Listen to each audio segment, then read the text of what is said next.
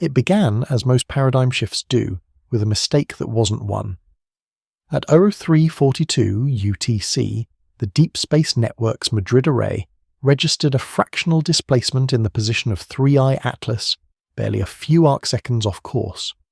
The software flagged it as a transient error and automatically corrected, but the deviation returned, again and again.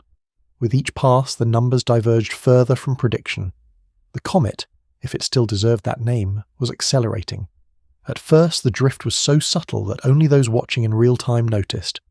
Within hours, however, the discrepancy became undeniable.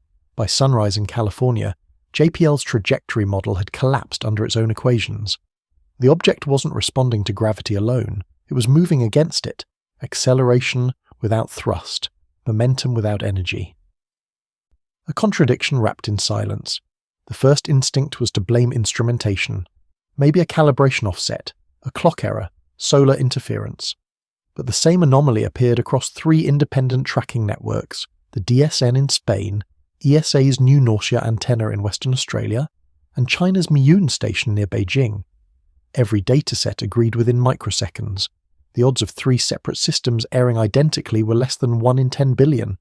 Something real was happening out there. At 9:15 UTC, the European Space Operations Centre quietly issued a data integrity hold.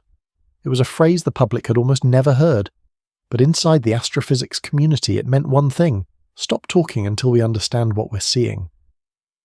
The announcement was short, technical, and bloodless. Yet every scientist who read it felt the same chill. You don't pause all open feeds unless the laws themselves have cracked. By afternoon, the world's most advanced telescopes turned toward the drifting target. The results deepened the confusion. The comet's coma, the gaseous halo produced by sublimating ice, was virtually non-existent. Instead, it seemed colder than space itself. Infrared scans from the James Webb Space Telescope recorded a blackbody temperature 2 degrees below the cosmic microwave background. That should have been impossible. Nothing in the universe radiates less energy than the fabric of the universe itself. And yet, there it was, a frozen anomaly hurtling through the dark, violating thermodynamics in real time. When the data reached the Max Planck Institute for Astrophysics, one researcher reportedly whispered, "It's feeding on the void." The phrase leaked through internal channels before the institute scrubbed it from their logs. No explanation was ever given.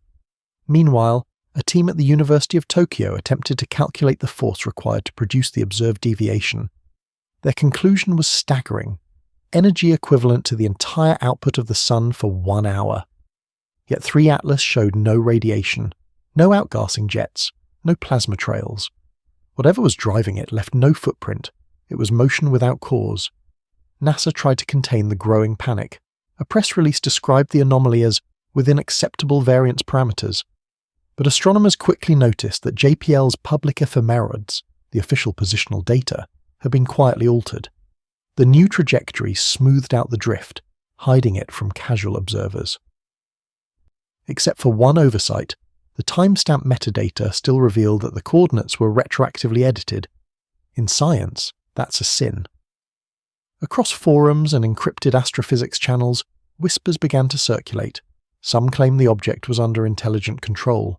Others argued it was interacting with the quantum vacuum, an idea once confined to theoretical papers on negative energy propulsion. Still others insisted it was all a collective misreading, a mass hallucination of data. But the numbers persisted, unflinching. Then came the blackout. At 21:11 UTC on October 28th, every major telescope tracking 3I Atlas simultaneously lost signal. For 4.6 seconds, the universe blinked. When data streams resumed, the comet had jumped nearly 0.02 degrees off its projected course, a displacement so vast it defied celestial mechanics.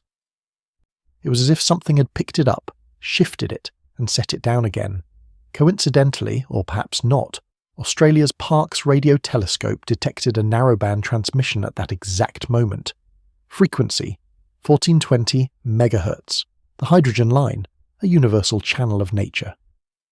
The signal lasted precisely 4.6 seconds, the same duration as the optical blackout, and displayed a modulation pattern repeating at intervals of p divided by e. Mathematically elegant, unnervingly deliberate. By morning, the recording was gone. Servers replaced the file with corrupted noise. Researchers who downloaded the original version described it as structured decay, a tone fading through harmonic steps, as if something were transmitting and then consciously powering down. When questioned, the Australian government denied any knowledge of the event. NASA refused to comment. The European Space Agency issued a brief statement. Transient radio anomalies coinciding with tracking interruptions are under review. No further data at this time. Behind the scenes, however, chatter leaked that intelligence agencies were involved.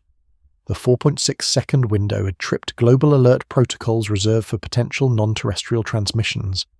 Still, among scientists, disbelief outweighed hysteria. They wanted proof, not rumour.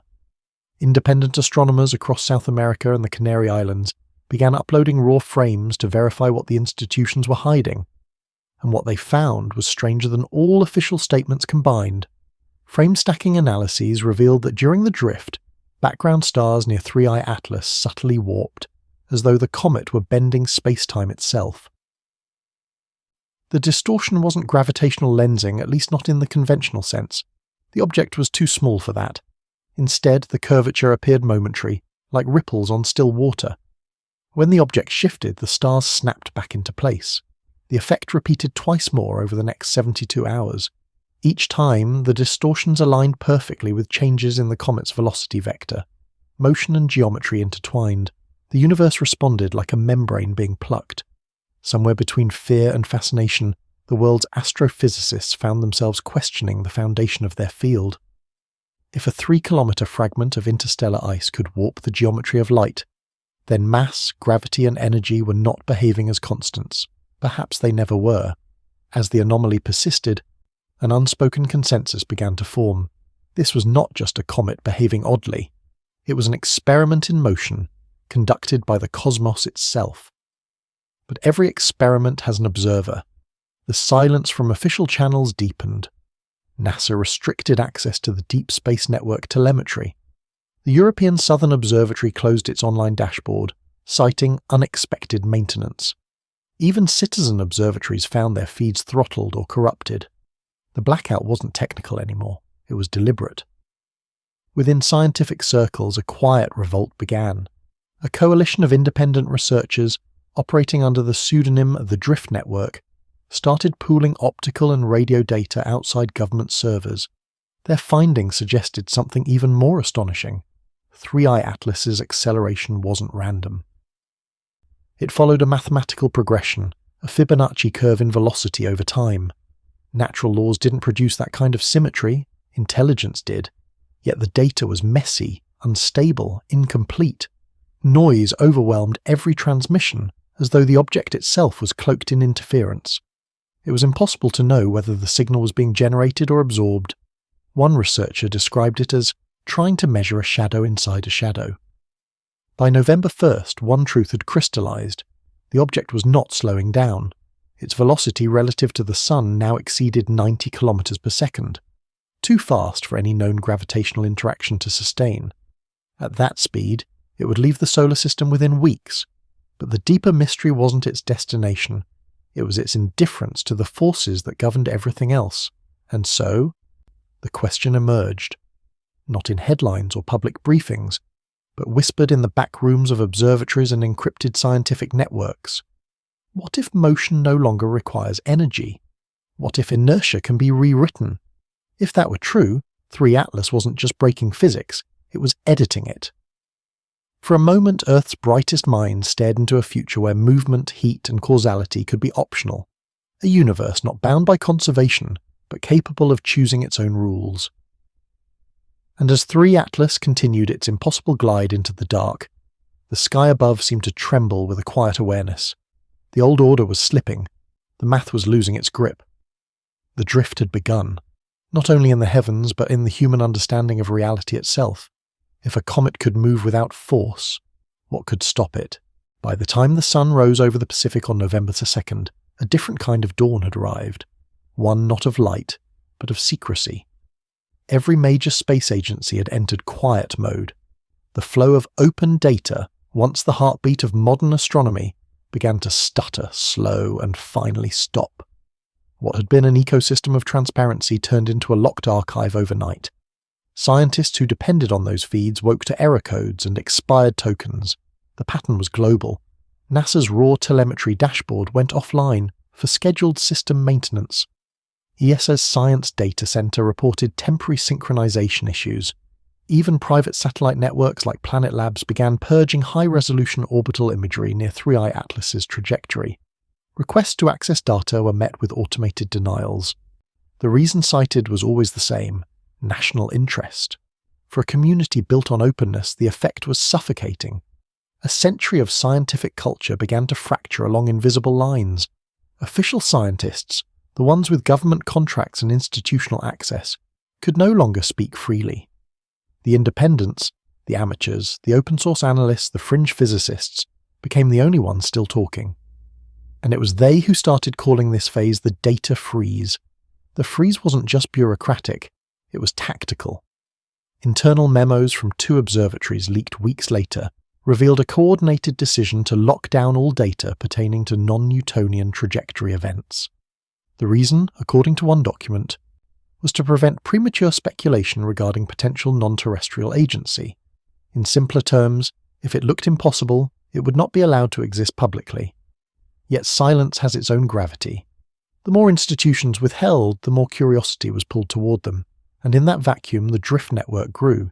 At first, it was just a few frustrated astrophysicists sharing unredacted telescope data over encrypted drives. Within days, it became a sprawling digital underground, a global swarm of independent observatories, coding experts, and exiled academics pooling observations into a decentralized archive. They called their server the Mirror, a poetic nod to the sky that refused to reflect truth. What the Mirror revealed was both elegant and horrifying. When stacked across multiple timeframes, 3I Atlas's movement wasn't random. It displayed oscillatory behavior, rhythmic pulses of acceleration, spaced almost evenly at 11-hour intervals. The pattern echoed faint gravitational wave frequencies once theorized in exotic physics models, but never observed. Some members speculated the comet might be interacting with spacetime at a subquantum level, effectively surfing the fabric of reality, instead of being dragged through it. Others proposed a darker idea. It wasn't interacting, it was consuming. Because with every pulse, a faint drop appeared in the cosmic background temperature readings within a 100,000-kilometer radius around it.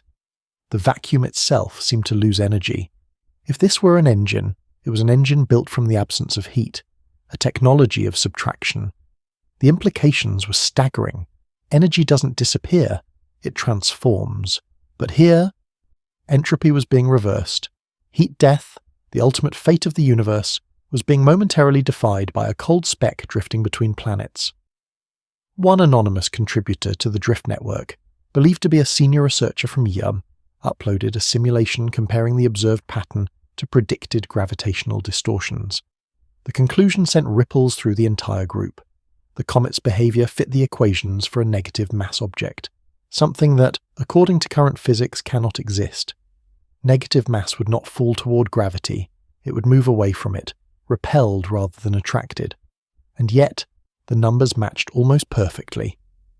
Negative mass would also explain the impossible acceleration. If 3I Atlas contained even a fragment of such material, it wouldn't just break the laws of motion, it would invert them. Push it forward, and it would move backward. Pull it closer, and it would flee. It would be a paradox made manifest. Within days, the Mirror became a battleground of minds. Some called the idea absurd, others said it was the only theory that fit. The chat logs read like modern scripture, half mathematics, half mysticism. If this is true, one user wrote, then the universe is not stable. We are living in an equation that can rewrite itself. The thread went viral, spreading through encrypted messaging boards and eventually leaking to the public. News outlets caught fragments, phrases like negative mass, cold reactor, and vacuum decay, and twisted them into headlines. Talk shows speculated that 3I Atlas was an alien probe. Religious channels claimed it was a sign of divine correction, the universe restoring balance. Economists even wondered if this energy deficit could be weaponized. In the background, official agencies scrambled to regain control of the narrative. NASA scheduled a press briefing titled Orbital Dynamics of Interstellar Objects, but when the stream went live, viewers were met with a static slide. Postponed pending verification. No explanation followed. ESA cancelled its own conference an hour later. For a moment it felt as if the whole scientific world had turned its face away from the sky. Then a small observatory in Argentina, funded by local universities, untouched by government pressure, published something extraordinary. Using near-infrared spectroscopy, they detected fluctuations in the absorption spectrum of 3I Atlas, corresponding to shifts in background starlight intensity. The effect mimicked gravitational lensing, but it pulsed in time with the object's acceleration cycles. Each pulse appeared to bend the starlight for a fraction of a second before releasing it.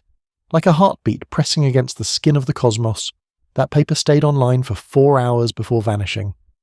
The researchers' emails went dark, their website redirected to a generic university homepage, but the data had already been copied. On the mirror, volunteers reconstructed the pulse sequence frame by frame.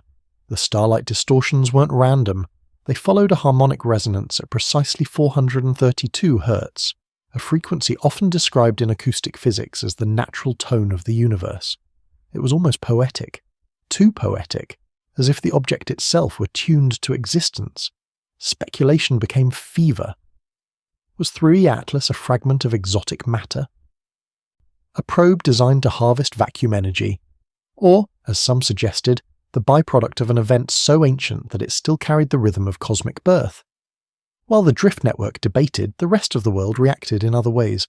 The US Department of Defense elevated its space domain awareness posture to level 3. China's CNSA quietly rerouted 2 of its sky monitoring satellites.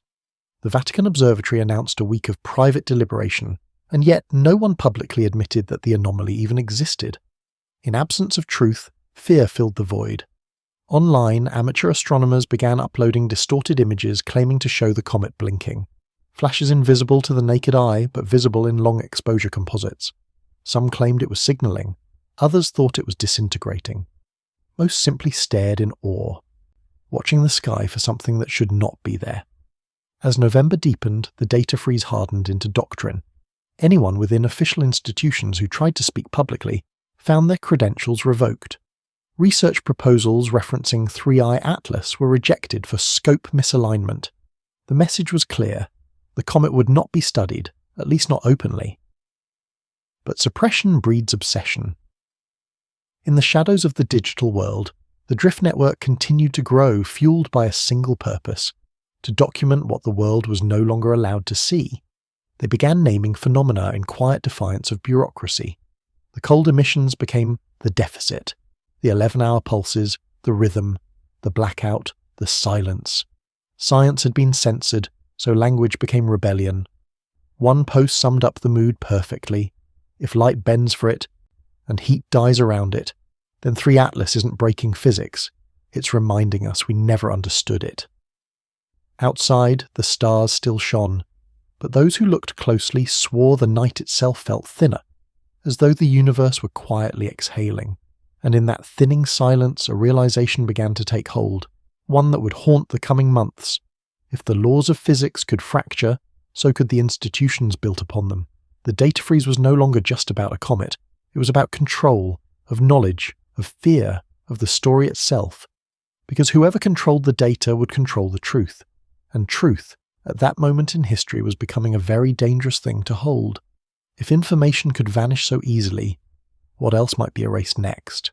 It was on the 7th night of the data freeze that something even stranger appeared. A discovery that should have been impossible by every law of the universe. A signal, faint and delicate, slipped through the noise from a small ground-based infrared array in Chile's Atacama Desert. The reading was simple. The temperature of 3I Atlas was not only cold, it was impossibly cold. In most of physics, cold is an absence of motion. At absolute zero, matter should be perfectly still. Nothing can go below that threshold because there is nothing left to remove. It's the basement of reality.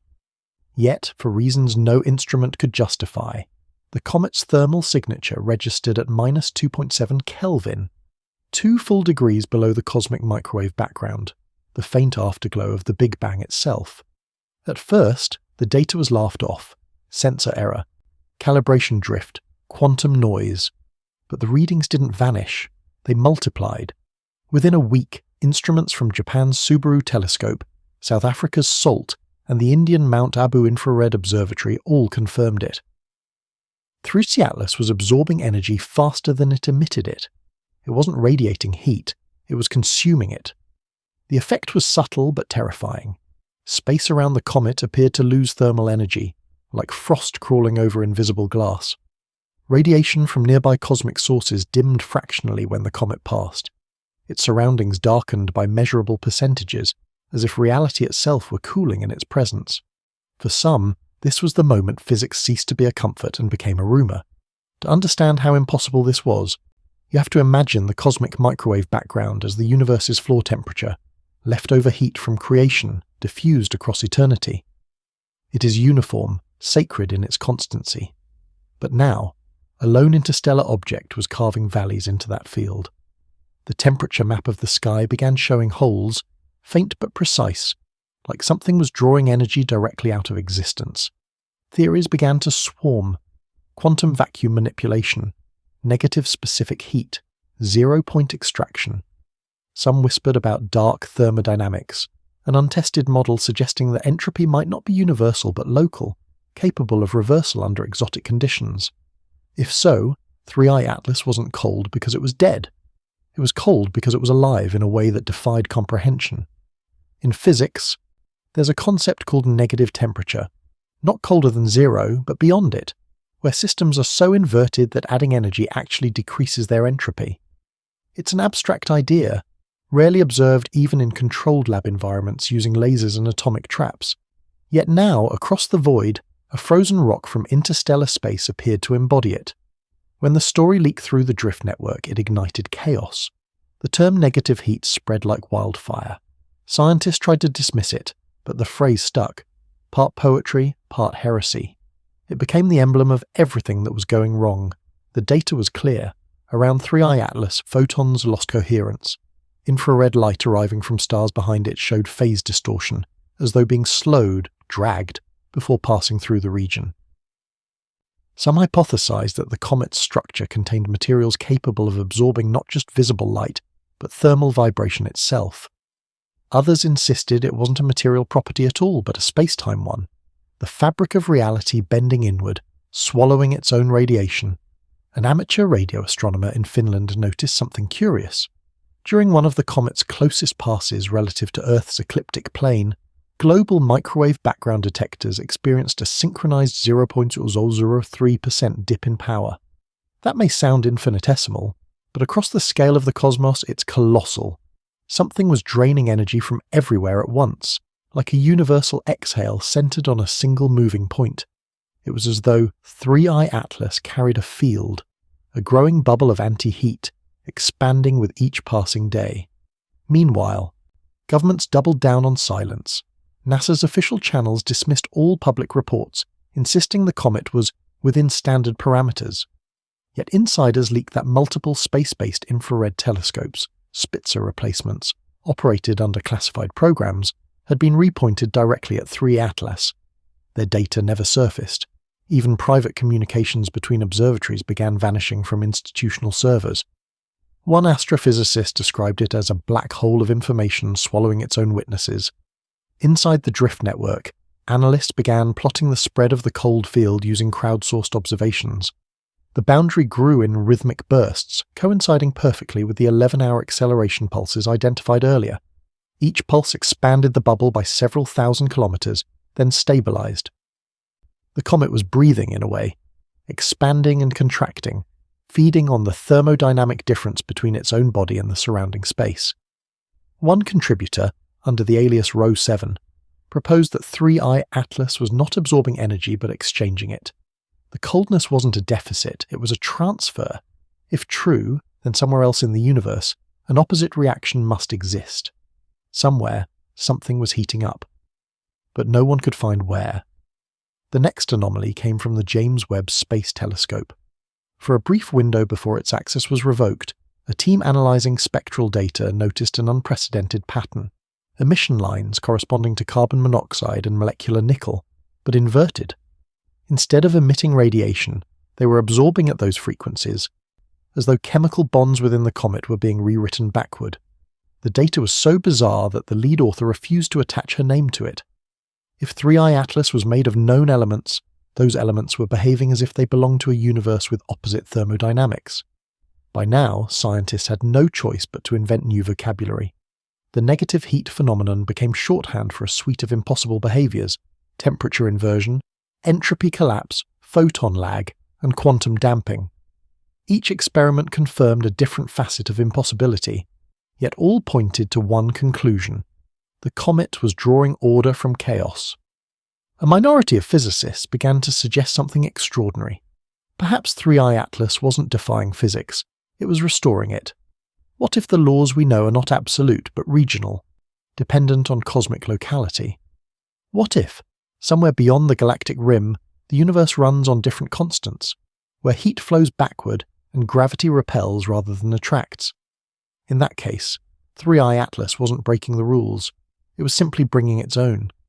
This idea, wild as it was, carried chilling implications. Because if regions of reversed thermodynamics exist, and if matter can travel between them, then the universe is not stable, it's patchworked, stitched together from incompatible domains that occasionally bleed into each other. And one of those seams had just entered our sky. Still, not everyone accepted the data. Skeptics claimed human error, software bias, and statistical overreach. Yet even they couldn't explain why so many instruments, across so many nations, failed in identical ways. Instruments don't conspire, they argued, but people do. The word cover-up began appearing more often, not in tabloids, but in peer-reviewed drafts quietly retracted before publication. When truth bends beyond comprehension, conspiracy becomes the easier shape to believe in. Late one night, the Mirror posted a short clip, a false-colour infrared image captured by a small amateur observatory in Slovakia. It showed 3 Atlas streaking across the frame like a shard of frozen light. Behind it, a faint shadow bloomed, not darkness exactly, but an absence of heat. It followed the object like a wake in invisible water, growing fainter as the comet accelerated. Someone added a caption: "It's not what it emits, it's what it takes." That image spread across the hidden corners of the internet, a silent icon for the mystery no one could name. And in the weeks that followed, an even more disturbing trend emerged. Instruments monitoring the outer planets began detecting minute temperature fluctuations. Jupiter's upper atmosphere cooling by fractions of a degree, Saturn's rings reflecting less sunlight than predicted. The cold was spreading. No one dared suggest the connection publicly, but within the drift network it became a whisper passed like a curse. 3I Atlas was leaving a trail, a corridor of deficit, an entropy scar cutting through the solar system. If that scar continued expanding after the comet's departure, it could destabilize the local balance of radiation, dimming the sun's influence in small but cumulative ways. Not enough to freeze the world, but enough to make the stars themselves seem quieter. And yet, through all this, one question remained untouched. Why? Why would a natural object behave as if it were deliberately consuming energy, rewriting temperature, bending entropy? What purpose could absence serve? Somewhere, deep inside the dark corridors of ESA's operations archive, a single file circulated briefly before deletion. Its title was Local Entropy Anomalies, Hypothesis A. The final line, redacted except for one phrase, read simply, "Possible evidence of informational intelligence embedded within thermodynamic reversal. If heat is motion, and motion is life, what does it mean when something begins to live through stillness?" The negative heat had no sound, no light, no face, yet it was spreading, and the deeper the cold reached, the more it began to feel like a message written not in fire but in the quiet hunger of the void itself. If the universe can remember its birth through heat, could it also remember its death through cold? The first sign that light itself was beginning to behave strangely came quietly, almost unnoticed, buried within terabytes of sky survey data. A small observatory in Namibia, operating a modest optical array known for tracking near-Earth asteroids, noticed that background stars near 3 Atlas were ever so slightly out of place. just a few arc-seconds, barely measurable, the kind of drift that's usually blamed on atmospheric distortion or lens misalignment. But the anomaly persisted frame after frame. When overlaid across multiple nights, the effect became undeniable. The stars weren't drifting, they were bending. At first glance, it resembled gravitational lensing, the phenomenon Einstein predicted, where massive bodies like galaxies warp spacetime enough to distort light from objects behind them. But this atlas wasn't massive. It was smaller than most comets, perhaps 3 or 4 kilometers wide. To bend light even a fraction as much as observed, it would need the mass of Jupiter. It didn't make sense, and yet, light doesn't lie. Over the next week, the same distortion appeared in images from independent telescopes in Chile, Australia, and northern Canada. The pattern was consistent. When the comet passed near a star field, the starlight behind it briefly smeared inward, forming delicate crescents around its position, miniature Einstein rings that vanished as quickly as they appeared. The media would have called it proof of something massive, but by now the media had stopped asking questions. It was the drift network who gave the phenomenon its name, shadow geometry. The term captured what it felt like to look at those images: light behaving like liquid, space bending around absence, geometry cast not by matter, but by something invisible. To test the effect, the network's volunteers built a composite, 436 frames from 5 observatories, synchronized by timestamp, digitally stabilized against known parallax. The result was haunting. As 3 Atlas drifted through the frame, starlight didn't just distort, it shivered. Photons wavered as if they'd crossed an invisible current.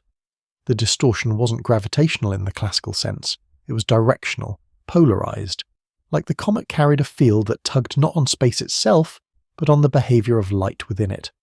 It was as though 3i Atlas was less an object and more an instruction, something that told the universe how to behave differently wherever it went.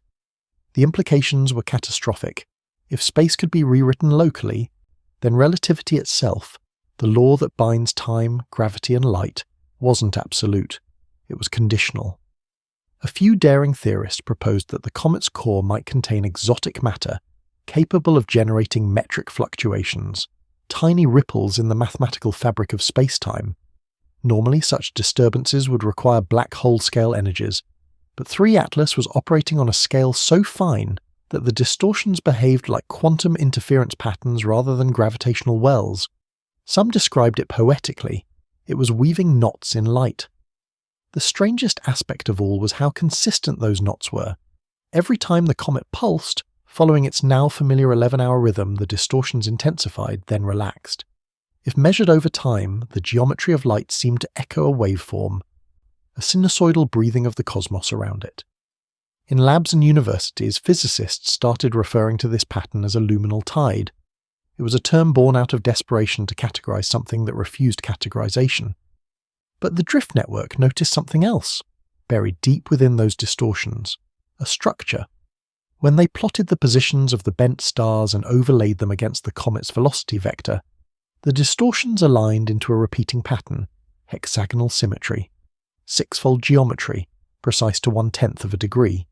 Nature rarely produces perfect hexagons at cosmic scale, yet here they were, arranged not randomly, but rhythmically, like the lattice of a crystalline wave. The realization was terrifying. The distortions weren't random ripples, they were designed. Some saw in them a kind of map, others a form of writing. A few claimed the hexagonal pattern matched mathematical constants found in certain quantum field theories describing vacuum instability. One physicist noted that the spacing between distortions corresponded eerily to the Planck length scaled upward by 31 orders of magnitude, a coincidence so precise it could only be deliberate or divine. Whatever 3i Atlas was, it wasn't just drifting. It was shaping the light around it into geometry, drawing in shadow what it could not in matter. Meanwhile, the institutions remained silent. ESA released a single line buried in a technical memo. Observed optical distortions are consistent with non-gravitational wavefront interference. The phrase was clinical, almost bureaucratic in its evasiveness, but those who understood it realized what it implied. Wavefront interference on a cosmic scale means space-time itself was oscillating. An oscillation implies resonance. NASA's Goddard Center quietly rerouted the LISA Pathfinder's data analysis algorithms to search for matching frequencies. They found something: faint periodic ripples, microgravitational oscillations in the same 11-hour cycle as 3I Atlas's acceleration. The amplitude was far below detection thresholds, yet the timing was perfect. The object wasn't just distorting light, it was playing space. When that discovery leaked to the Mirror, an anonymous user summed it up with a phrase that would stick for months: "It's singing to gravity." But a song implies intent, and intent implies agency. The idea that 3I Atlas could somehow generate or modulate gravitational or photonic fields led to a new and more unsettling theory. The comet was not a solid body at all, but a complex structure made of coherent fields, matter only as long as observation demanded it. In other words, it might exist in a quantum superstate, flickering between energy and structure, held together by observation itself. If that were true, then the object's very existence was relational. It needed to be seen to remain stable, which made what happened next even more disturbing. On the night of November the 9th, during a coordinated observation window, all optical telescopes trained on 3I Atlas reported the same thing: a flicker. For exactly 0.2 seconds the comet disappeared. Every instrument recorded a blank frost. Then it reappeared, shifted slightly, as if rephased. The distortion patterns around it, however, did not return immediately. They lagged by nearly 2 minutes, reforming slowly, like light itself was remembering where to bend. In physics, there is no such thing as a delay in spacetime curvature. Yet here, curvature had inertia. That single event fractured the scientific community beyond repair. Half the observers called it an optical illusion, the other half the first proof of conscious geometry. Dr. Leon Park, a cosmologist known for her work on dark energy, wrote privately in her notes, later leaked to the Mirror, "It's not bending light, it's editing how light decides what straight means." The phrase became infamous, the birth of shadow geometry theory. It posited that 3I Atlas was generating localized changes in the metric tensor of spacetime, not through mass, but through informational pressure. In simpler terms, it could rearrange how reality calculated the distance between 2 points. The theory was ridiculed at first, then quietly adopted by military research branches. Because if space could be rewritten, so could trajectory, so could orbit, so could the concept of movement itself. And as the data freeze continued, the world outside the network remained in darkness. Mainstream media lost interest, governments issued no statements, and academia learned to look away. But among the silent few still watching, a new question began to rise, one that would echo far beyond the limits of science. If geometry itself can be manipulated, who or what is doing the drawing? At the same hour, satellites orbiting Mars recorded a faint pulse from the direction of 3I Atlas. It wasn't radio, infrared, or gamma. It was pure gravitational whisper, oscillating in the same hexagonal sequence detected in light distortion. It lasted 31 seconds.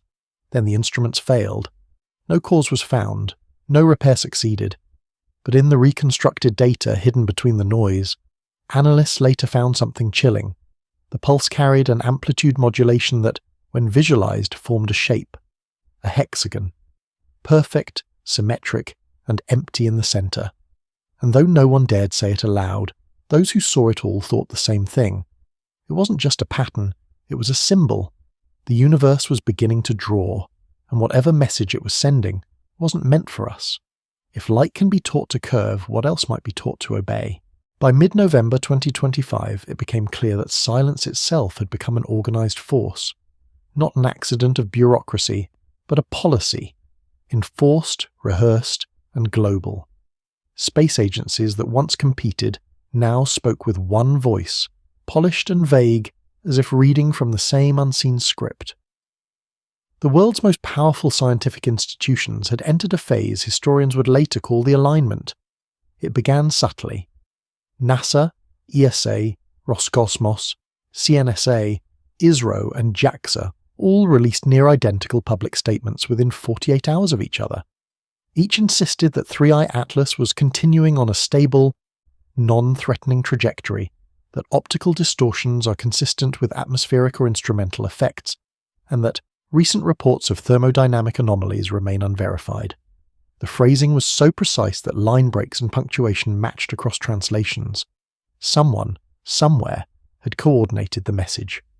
Inside the scientific community, that level of synchronization was unprecedented. Even during past crises, asteroid scares, solar flares, or re-entry debris events, agencies issued independent briefings, each coloured by its own protocols and politics.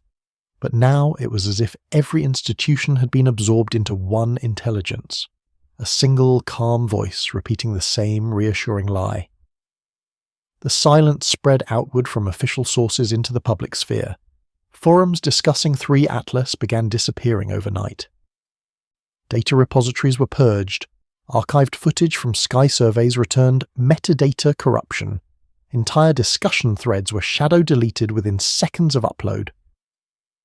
The Drift network traced dozens of these takedowns to servers hosted by defense contractors.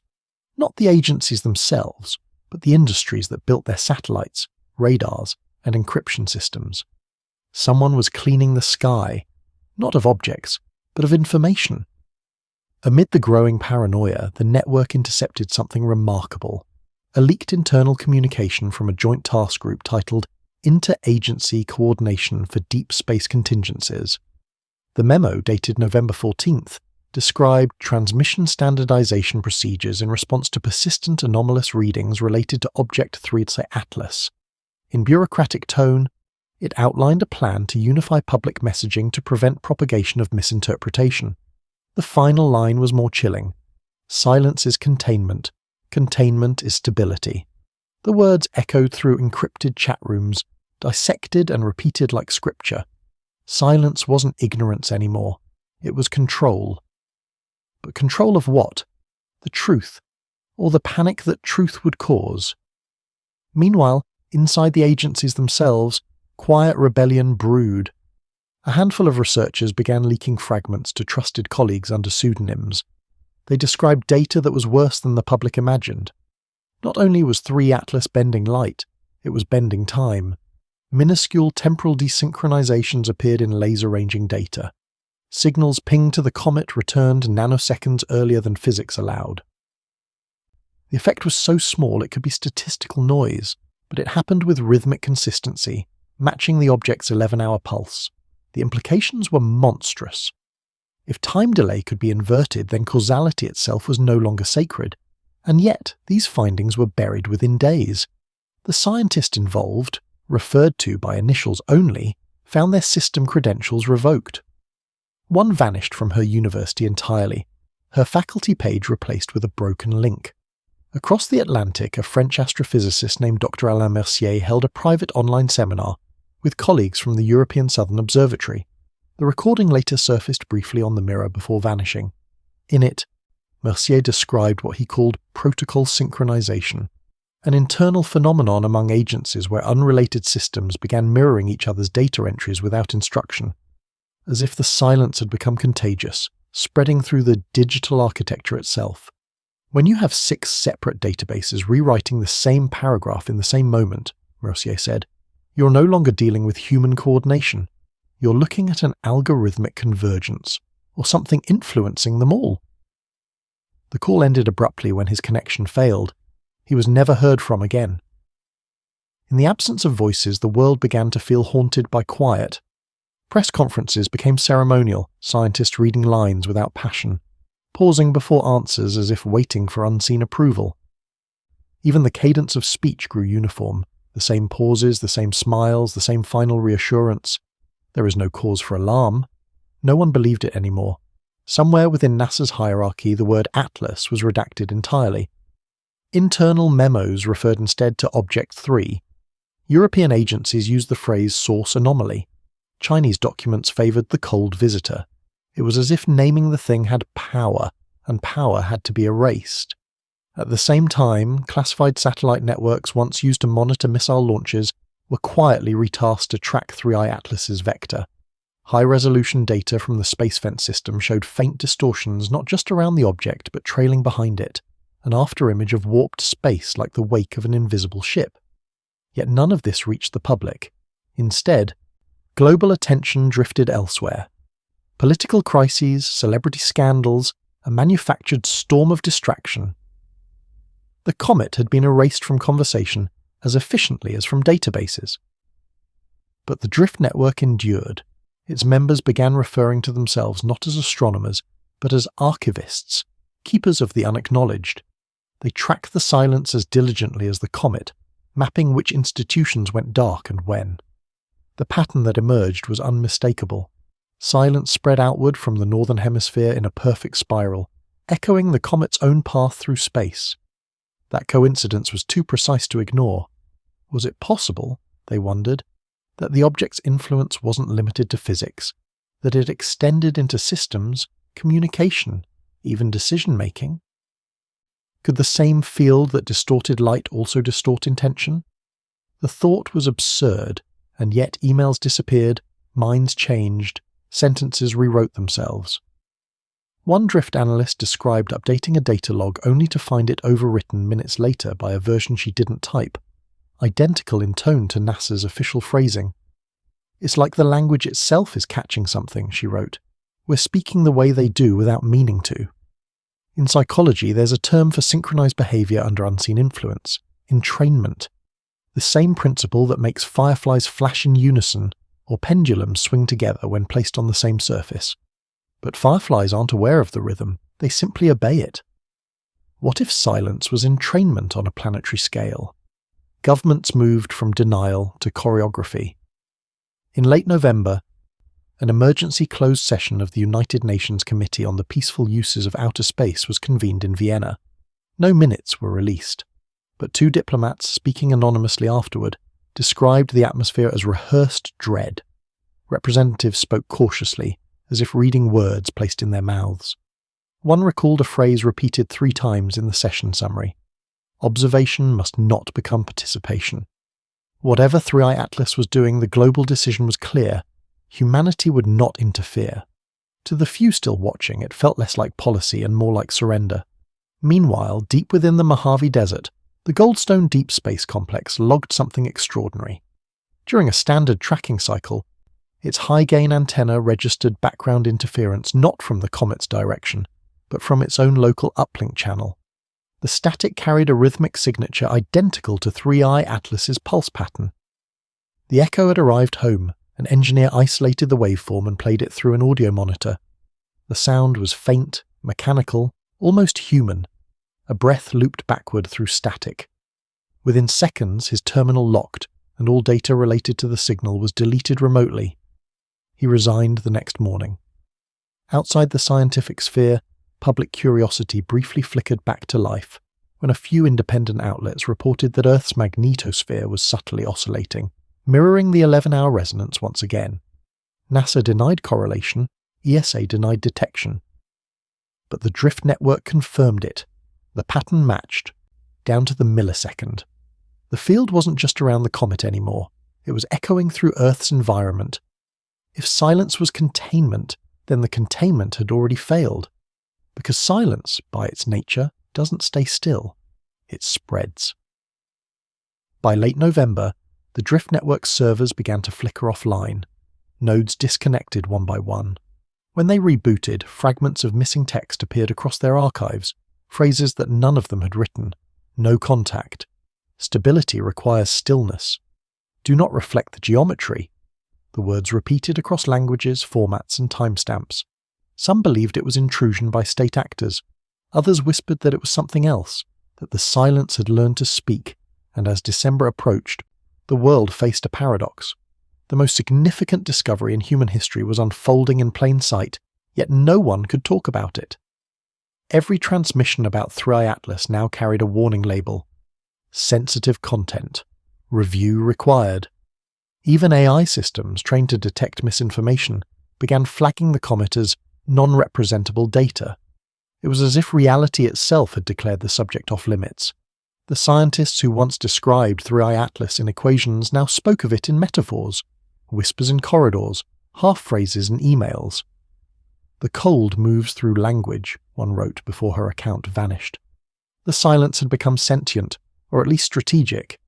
And yet, through all the suppression, one undeniable fact remained. The object was still accelerating, still bending light, still rewriting the limits of physics, just beyond the reach of words. If silence could be coordinated, then perhaps silence was the point. Because when every instrument, every agency, every voice falls quiet, what remains? Only the geometry, only the drift. And perhaps that was all it ever wanted.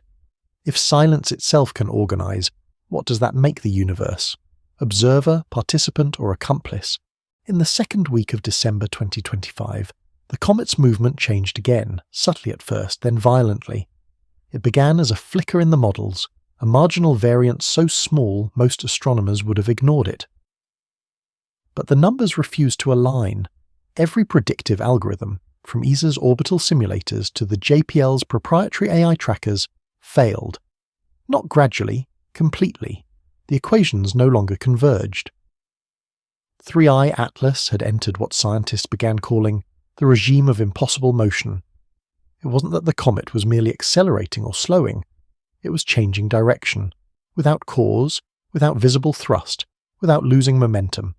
For any known object, motion obeys conservation of angular momentum.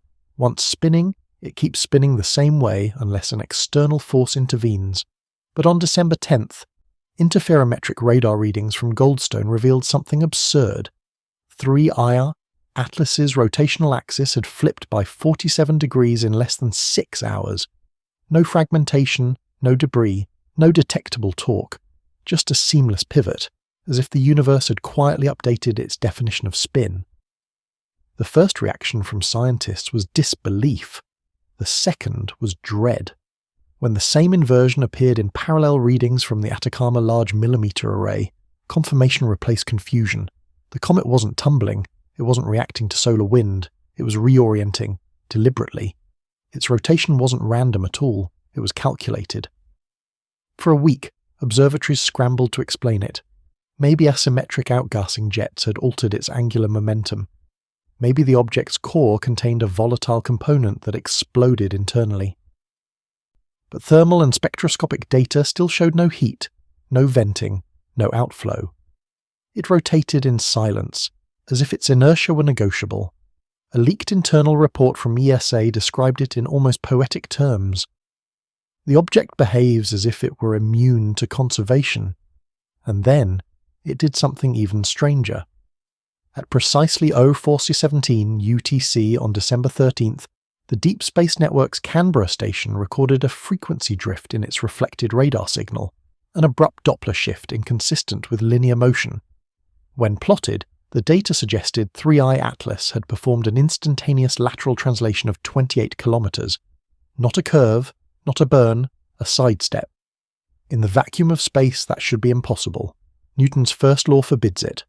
No mass can alter velocity without force, yet the data was clear. The comet had shifted sideways, its trajectory kinked like a broken line, and then resumed as if nothing had happened. The incident lasted less than a second, but in that single second, the foundation of celestial mechanics cracked. Some argued that it must have been a glitch, perhaps an atmospheric echo or misalignment in the radar dish. But when Japan's JAXA station at Yasuda reported the same discontinuity within milliseconds, the theory collapsed. Independent instruments across half the world cannot hallucinate in unison. 3I Atlas had moved, impossibly. It was as though inertia itself had paused, reconfigured, and restarted. That discovery split the global scientific community into two camps. The first insisted the data was false, corrupted by interference from the object's electromagnetic field. The second whispered that 3I Atlas was no longer bound by local physics. Within the drift network, a third idea emerged, a synthesis of the two extremes. Maybe it wasn't defying physics, but choosing from them. After months of tracking, patterns began to surface within its motion. Each reorientation aligned perfectly with the gravitational vectors of nearby planetary bodies, as if the comet were using their fields like handholds in the dark, tugging against the geometry of the solar system to navigate. But toward what? When the data was plotted three-dimensionally, the result astonished even the most skeptical. The object's successive position shifts traced a pattern not of randomness but of coherence. A shallow spiral rising above the ecliptic plane, a perfect logarithmic ascent, consistent with a golden ratio curve. Nature's universal fingerprint. 3i Atlas wasn't wandering, it was climbing. To where, no one could say. Meanwhile, institutional silence deepened into ritual. The official feeds now provided only timestamps and coordinates stripped of all context. The language of astronomy, period, inclination, eccentricity, was reduced to a flat list of numbers. Even that, the drift network discovered, was wrong. When they recalculated using independent sky tracking, the public trajectory lagged by several hours, then several days. The coordinates being released were for a comet no longer in that position. NASA wasn't describing 3i Atlas as it was. They were describing where it used to be.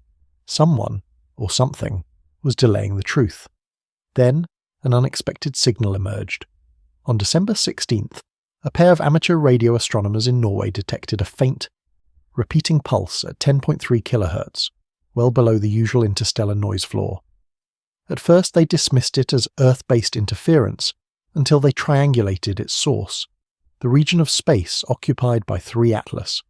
The signal was periodic, structured, and unsettlingly symmetrical. Its waveform, when translated into visual form, produced a spiral, identical to the logarithmic ascent traced by the comet's motion. The same ratio, the same angle, repeated infinitely inward. Mathematicians recognized it immediately. The golden spiral again, encoded in signal. It wasn't random, it was communication. But communication with whom? When the drift network attempted to cross-reference the signal with public data, they found nothing. Within hours, the amateur astronomers' equipment was confiscated under frequency interference investigations. Their names disappeared from social media. Still, the data persisted online, mirrored endlessly before deletion. Analysts discovered that the signal wasn't constant. It modulated subtly over time, as though adjusting to feedback.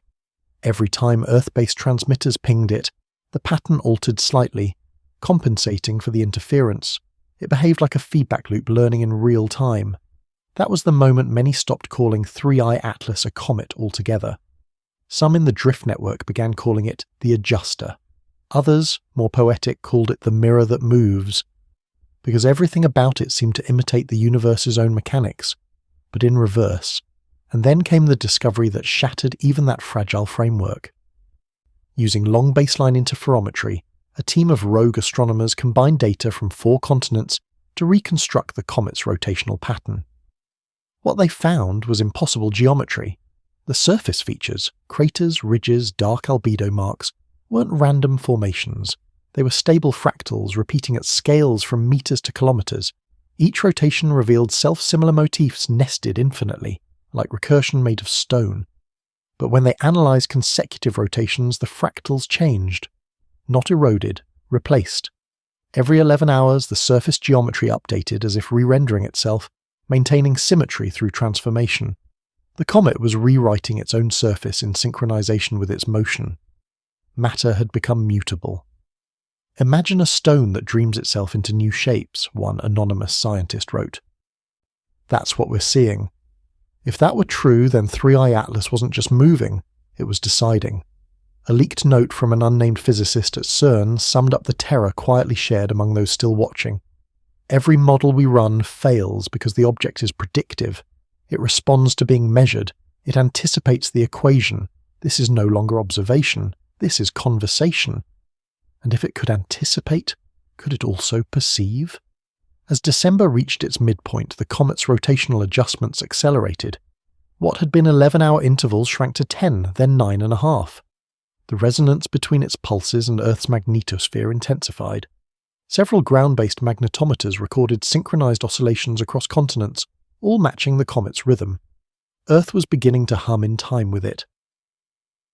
If resonance is communication, then conversation had already begun, and silence was no longer an option. By now, even the skeptics had gone quiet. There were no new theories, no press briefings, no denials.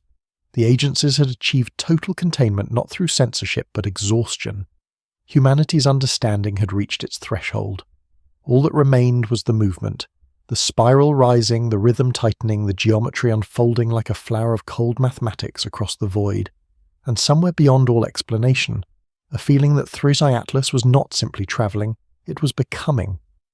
When motion ceases to require force, when geometry replaces cause, when silence organises intent, what remains of physics but poetry? Perhaps 3i Atlas was not breaking the rules of nature at all.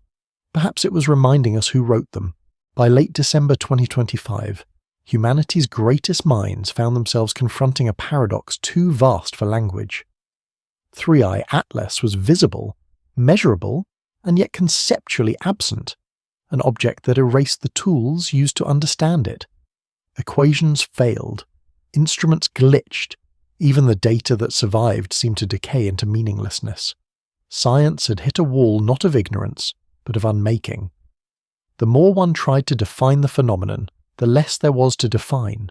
It was around this time that a new school of thought began to take shape among the scattered survivors of academia, theories of absence.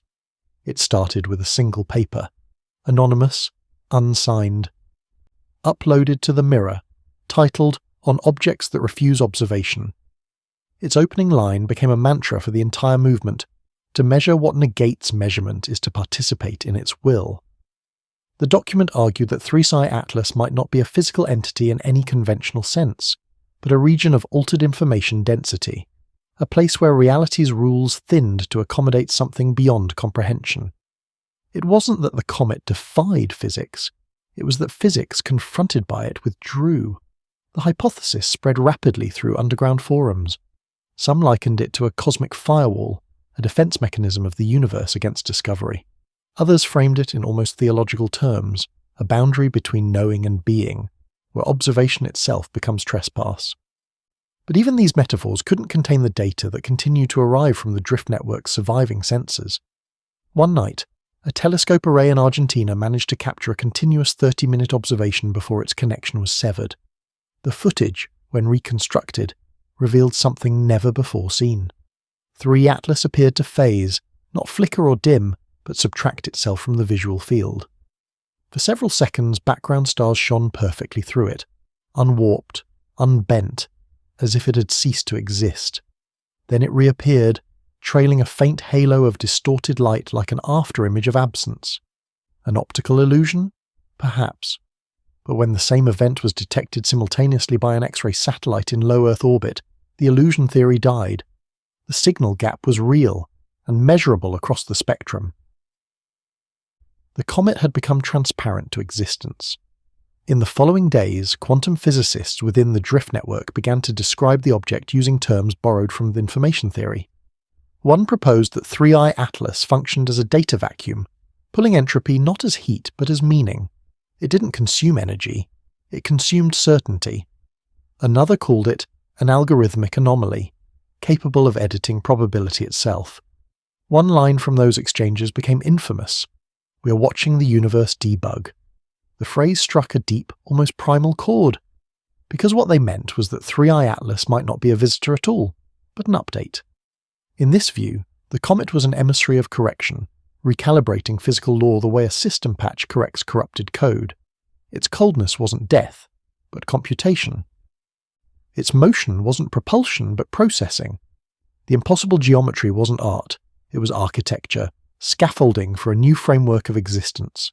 If true, the silence of the agencies was less about secrecy and more about survival. Speaking of it, analysing it, even thinking of it too directly might have created interference. Humanity could have become noise in its calculation. To others, that explanation was too clean, too mechanistic. They saw something stranger, intent without consciousness, a process that imitated purpose but possessed none, as if the universe itself had developed reflexes. In Cambridge, a theoretical physicist named Dr. Harriet Voss, one of the last remaining public voices, summed up the horror succinctly. "We are witnessing the inversion of empiricism. Data doesn't describe the phenomenon describes what data is allowed to be." Her broadcast lasted 22 minutes before the stream was taken down. Still, her words lingered, and they seemed prophetic when, a week later, the instruments began to forget. Historical telemetry archives, spanning months of observation, started showing blank segments where none had existed before. raw observation logs overwritten with zeros, backup drives corrupted in precisely the same intervals across multiple countries. One drift network coder described opening a file and finding every digit replaced with the same repeating number, 1.6180337, the golden ratio, the symbol of the object's path. 3i Atlas wasn't just erasing itself, it was editing history. In traditional astronomy, predictions are validated by past consistency. But what happens when the past itself becomes fluid? Scientists realized they could no longer prove where the comet had been last week, because the records themselves were changing. It was as if the timeline was being rethreaded, and humanity was watching from inside the spool. The most radical interpretation of all came from a collective calling themselves the Copenhagen Remnants, rogue quantum theorists who merged philosophy with physics. They argued that 3i Atlas was the physical embodiment of wave function collapse, the boundary between potential and actual, moving through the cosmos as a kind of observer made real. It wasn't breaking laws, it was enforcing them through selection. Every time it pulsed, it chose one version of the universe over infinite others. If so, it wasn't a comet, it was a decision. And that idea, more than any data or measurement, shattered the scientific world. Because it implied that somewhere, somehow, there existed an observer vast enough to make the choice. Within days, the first human symptoms appeared. Not physical, conceptual. Researchers exposed to constant analysis of 3i Atlas began reporting a strange form of cognitive fatigue. They described dreams filled with spirals and hexagons, with light bending around invisible shapes. Several claimed to hear rhythmic pulses echoing faintly in silence, even when no devices were present. Neurologists found synchronized spikes in their auditory cortexes matching the comet's 11-hour cycle. The more one studied the object, the more it studied back. It became a kind of scientific haunting, not through superstition, but through observation, the realization that to perceive it was to invite reciprocity. One anonymous ESA technician wrote a final log entry before his disappearance. "The data is watching me type." And perhaps he was right, because around that time, global magnetometers began registering faint electromagnetic fluctuations not correlated with solar activity, but with human traffic. Each time someone uploaded new analysis of 3i Atlas to the internet, the field tremored imperceptibly. It was as if thought itself were becoming measurable. Theories of absence morphed into theories of participation. Some began to suspect that human cognition, structured around pattern recognition, might be acting as an amplifier. Our attempts to decode the object's geometry could be strengthening its influence. Our curiosity was its catalyst. But to stop observing was impossible. The mystery had become a gravitational force of its own. By the end of December, 3 Atlas's trajectory stabilized, not in the sense of predictability but in rhythm. It continued its spiral ascent, pulsing at a new frequency, 8 hours and 57 minutes. The pulses now coincided with fluctuations in cosmic background radiation, as if the entire universe were blinking in sync. And as the patterns deepened, so did the philosophical crisis. If observation alters reality, and reality resists observation, then knowledge itself becomes adversarial. Science collapses into mysticism not because it fails, but because it succeeds too well. Late one night, a shortwave transmission circulated through the drift network. No origin identified, no signature attached. It contained a single sentence, repeated 3 times in monotone. Do not define the shape of absence. It will become the definition. Within minutes, every relay broadcasting the signal went offline. That warning, as cryptic as it seemed, carried a truth that even skeptics began to fear. If 3i Atlas could erase heat, light, data, and even time, what might it do to thought itself? By now, the scientific debates had transformed into existential ones. Physicists argued with philosophers, AI ethicists with mystics. Was 3i Atlas a physical object, a metaphysical construct, or an emergent intelligence made of absence? One voice, more measured than the rest, offered a final summary in the mirror's dying days. Perhaps we're not watching it enter our reality. Perhaps it is watching which version of us deserves to remain in its own.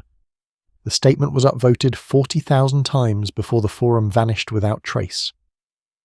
And in the cold December sky, the comet continued its impossible path, silent, self-absorbed, rewriting light, motion, and meaning as it went. No longer merely an object in the heavens, it had become something else entirely, a mirror for consciousness itself. Theories of absence had given humanity a vocabulary for the unthinkable, but vocabulary, like heat, was something 3 Atlas could consume. And with each passing pulse, words themselves seemed to cool. If understanding becomes the final source of energy, what happens when comprehension runs out? In early January 2026, a strange déjà vu settled across the astrophysics community, a ghost from the past whispering through the silence. For all its incomprehensible novelty, what was happening with 3i Atlas felt eerily familiar. Humanity had seen something like this before, 5 years earlier, when an object named 1i Oumuamua had briefly passed through the solar system and left behind more questions than data. The resemblance was undeniable. Both had come from interstellar space. Both had defied conventional dynamics. Both had turned observation itself into mystery. And now, in the glow of this new cosmic enigma, scientists revisited the one that came before, searching for meaning in hindsight. Back in 2017, Oumuamua had been hailed as the first known interstellar visitor, a thin, elongated object tumbling erratically as it slipped past the sun. It had accelerated without visible propulsion, just as 3i Atlas now did. Astronomers at the time had argued endlessly about why: solar radiation pressure, volatile outgassing, or perhaps a sail-like structure. But the data never fit neatly.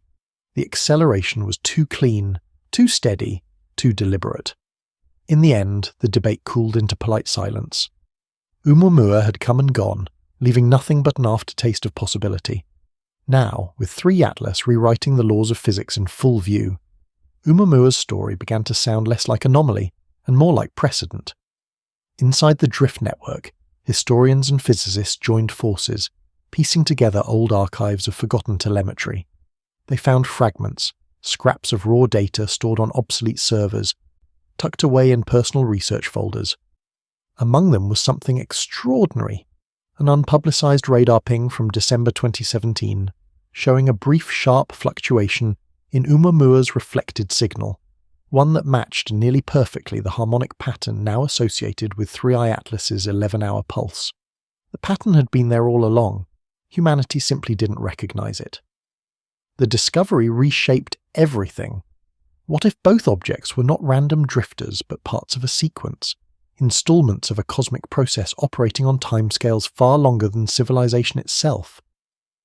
Theorists began to speak of interstellar relay events, where objects arrive not as explorers but as calibrators, each adjusting the universe in subtle ways, rewriting constants, shifting balances invisible to us.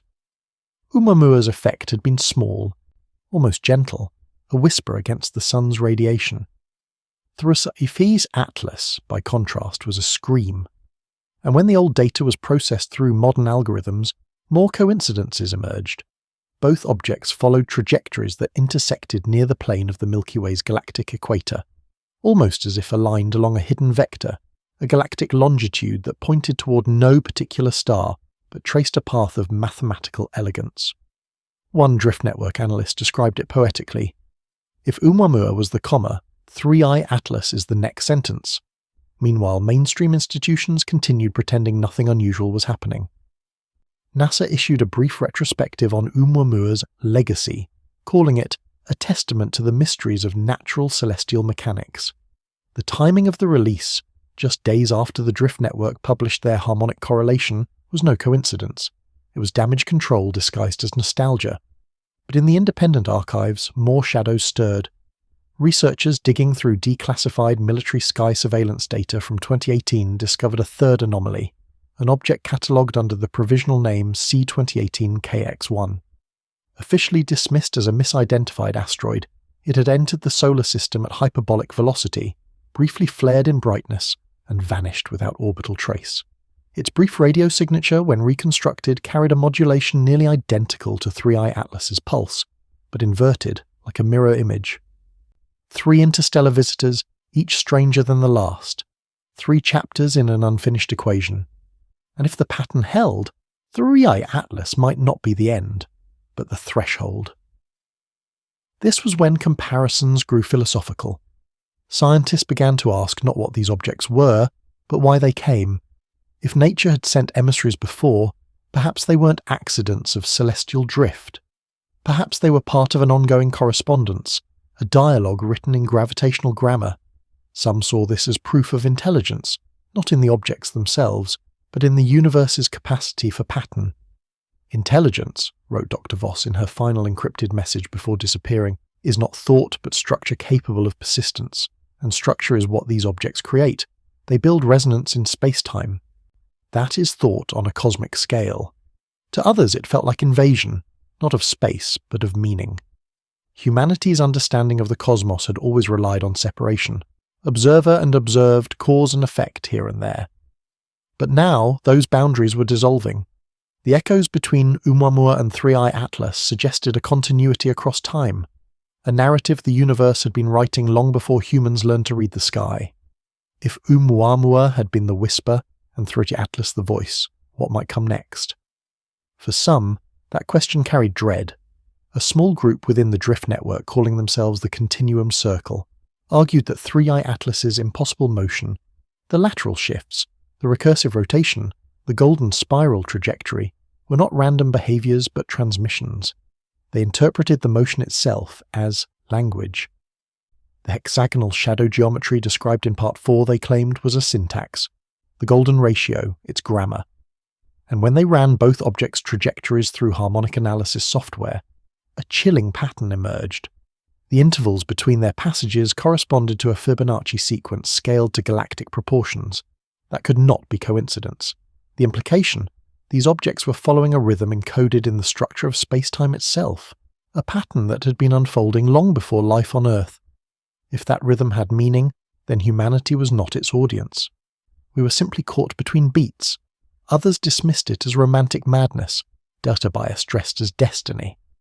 But even the skeptics began to falter when a forgotten observation of Oumuamua resurfaced, an infrared image showing faint, six-fold diffraction halos similar to the hexagonal symmetry seen around 3i Atlas.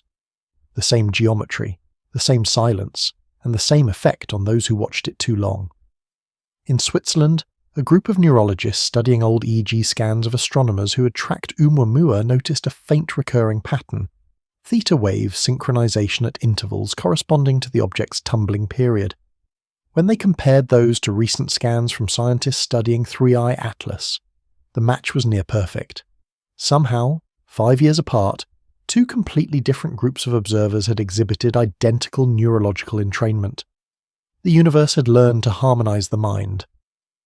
Within days, the drift network coined a new term, cognitive lensing.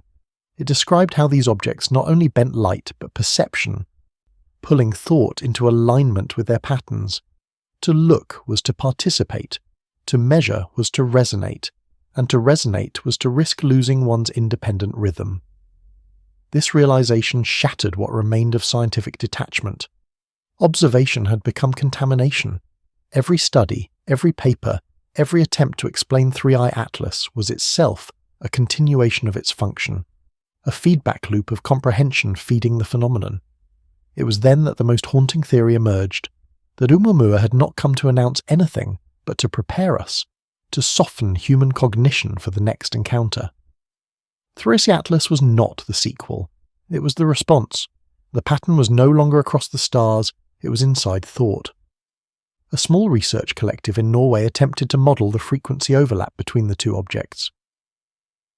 They discovered that when the harmonic signatures were played together, they produced a perfect standing wave, a resonance that, when converted into audible sound, resembled a low, unbroken hum. A hum identical to the electromagnetic background noise that had begun to appear on Earth's magnetometers since October. The same tone that radio operators had started reporting during silent frequencies. The same pitch that countless people now claim to hear faintly in the dead of night. The hum was no longer confined to space. It had crossed over. Theories multiplied.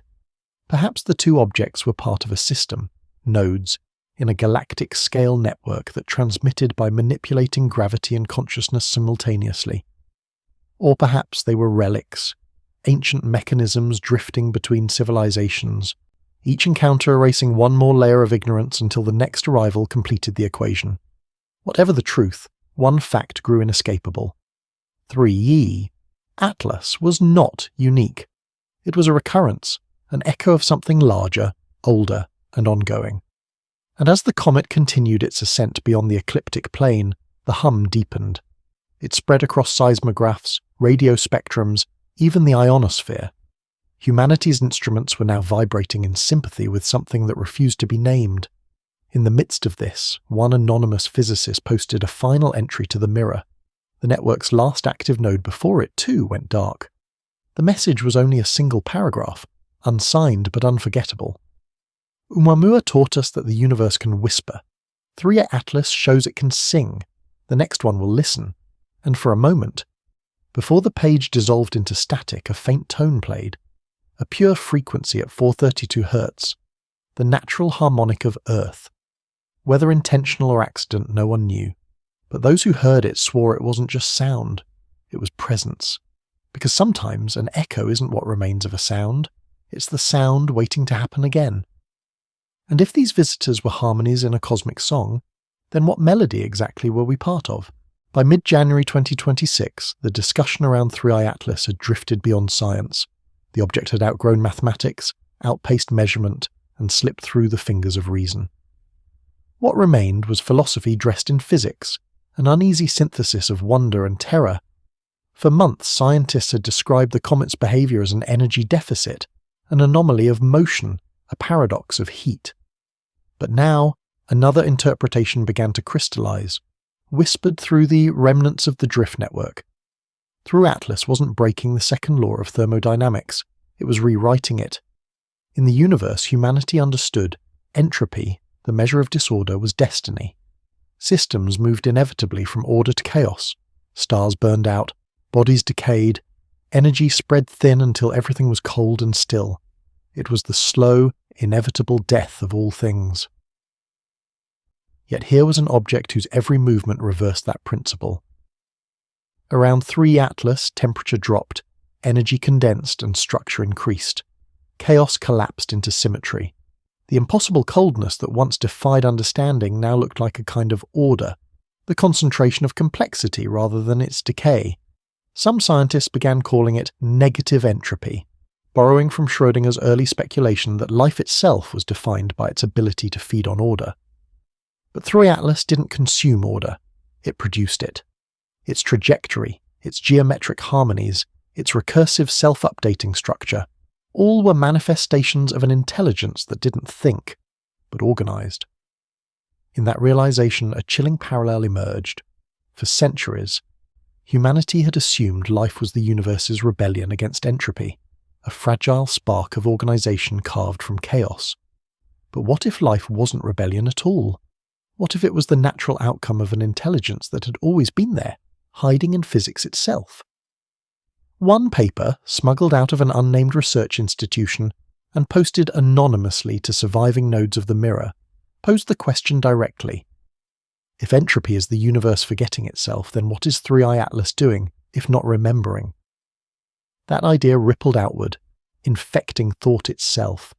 In the corridors of universities gone quiet, philosophers began to whisper that maybe consciousness, the human mind's endless hunger for pattern and meaning, was simply the local echo of that same principle, a smaller version of 3I Atlas, trying to reverse the same decay in miniature. Every question we ask, every pattern we recognize, every attempt to bring order to chaos might be a reflection of that same drive. In this light, the comet was no longer alien. It was familiar, terribly familiar. It was us perfected, and that was what frightened people most. Meanwhile, strange reports began surfacing from remote observatories still active. Instruments left running autonomously started showing faint correlations between background radiation and the comet's distance from Earth. The closer 3I Atlas came to the outer edge of the solar system, the more structured the background became. Static noise developed peaks and troughs, patterns previously invisible.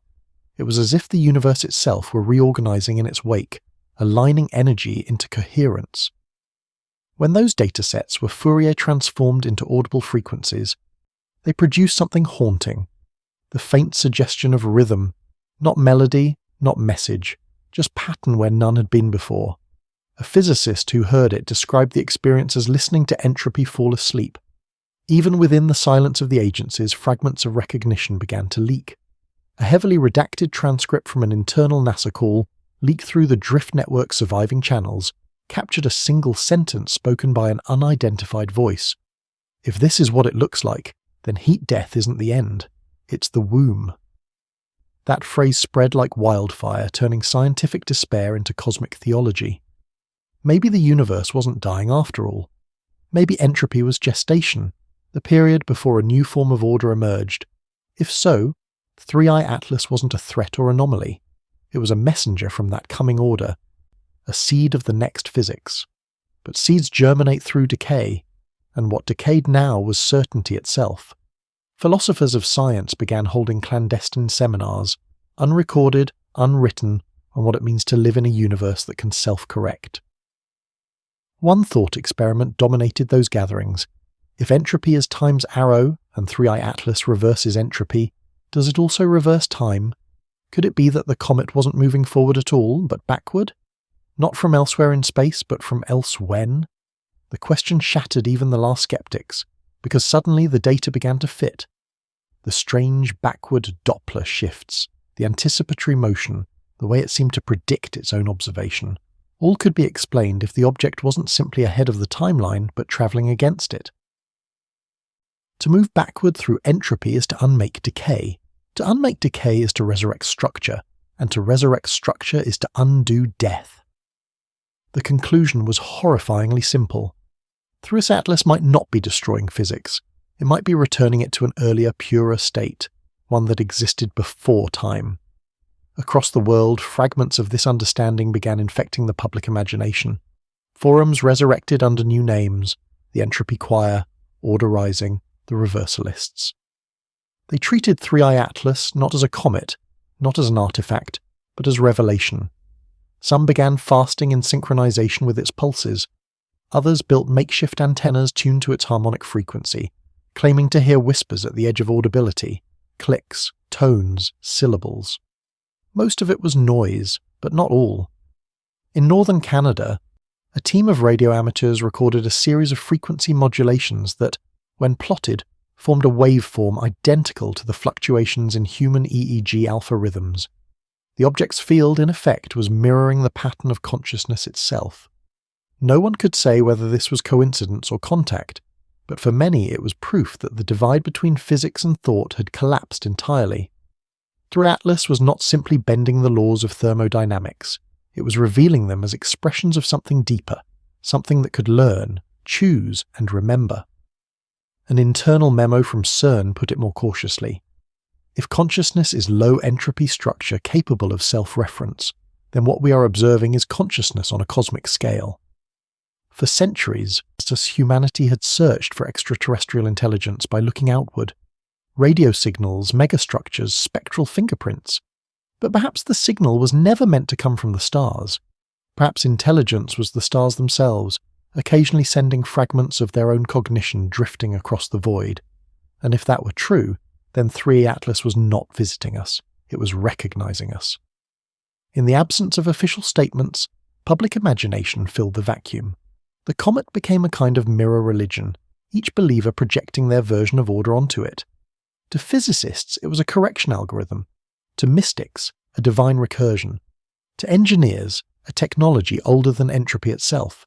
To everyone, it was proof that the universe might not be indifferent after all. Yet the optimism was fragile.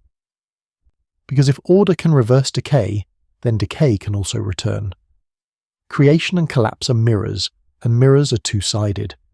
And as 3i Atlas ascended toward the edge of solar influence, strange things began happening to the sun itself. Heliophysics satellites detected faint rhythmic fluctuations in the solar corona. Temperature dips synchronized to the comet's new pulse rate. Not large enough to affect Earth, but enough to prove a connection. The sun, source of all life and order here, was oscillating to the rhythm of the thing that consumed order elsewhere. Entropy was no longer a constant, it was a conversation. Within the drift network's last encrypted archive, one dying node recorded a fragment of unknown origin. Entropy ends when recognition begins. The message carried no metadata, no source, no signal chain. Some thought it was a final human upload. Others believed it was 3i Atlas speaking, through us, or for us.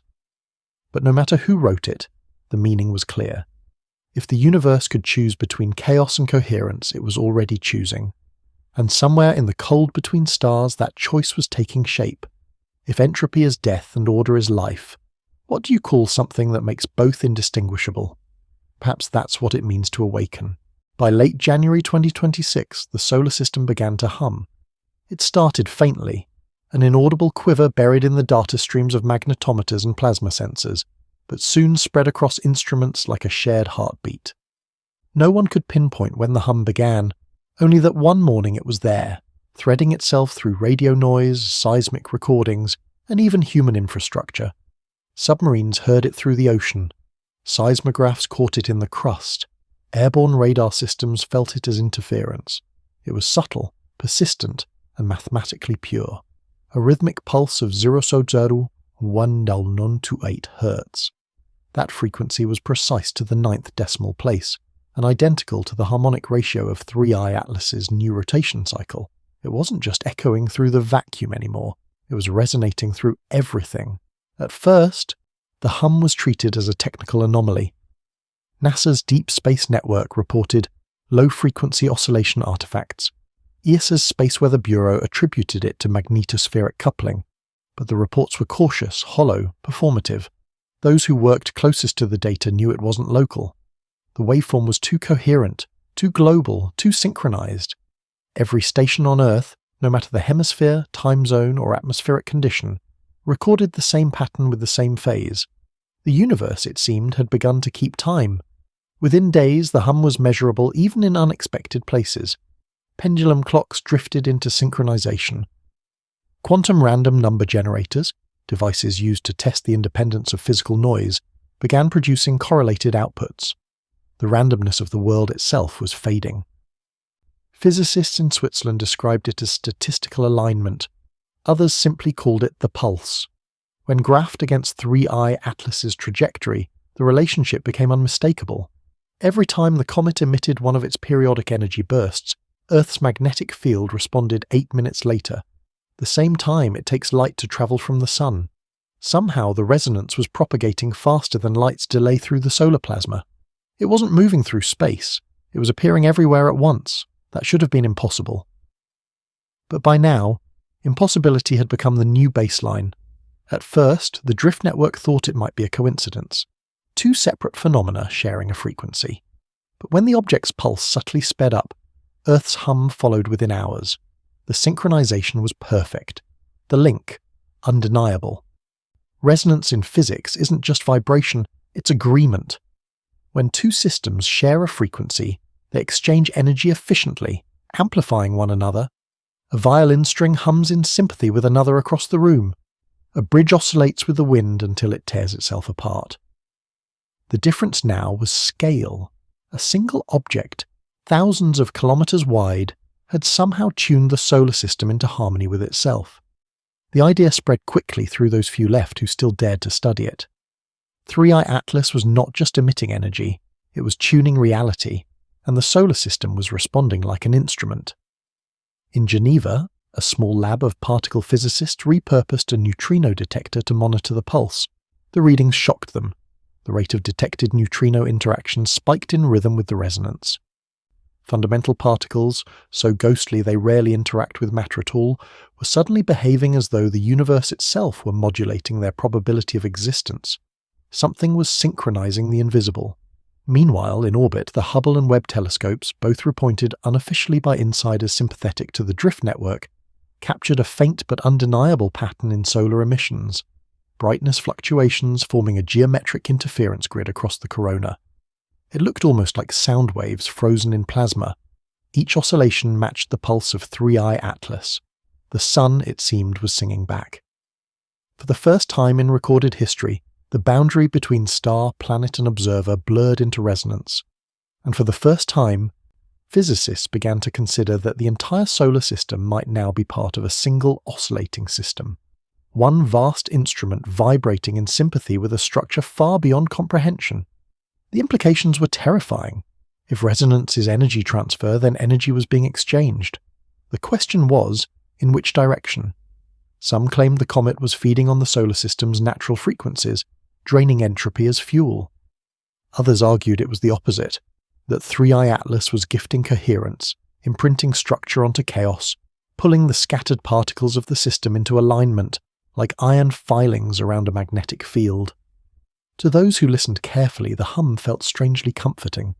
People reported sleeping better, dreaming vividly, waking at exact intervals. Heart monitors in hospitals recorded subtle synchrony between patients across continents. Circadian rhythms aligned. Even global stock market fluctuations smoothed into patterns eerily reminiscent of harmonic oscillations. Humanity itself was falling into step.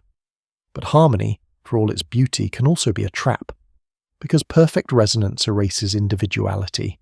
It replaces diversity with unison. And when every atom hums in tune, nothing moves without everything else moving too.